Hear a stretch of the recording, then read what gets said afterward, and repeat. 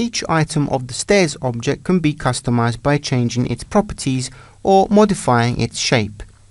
For the ramp object, we can modify its width, the number of steps or risers, and the length of the treads from within the Properties toolbox. The height of the risers is calculated automatically by the program according to the height of the floor level and the number of overall risers of the stairs.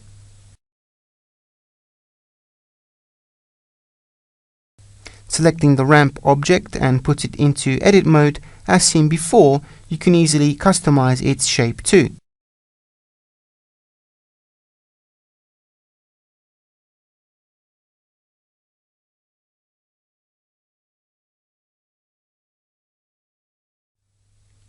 When adding the landing, we can again modify its length and width from within the Properties toolbox.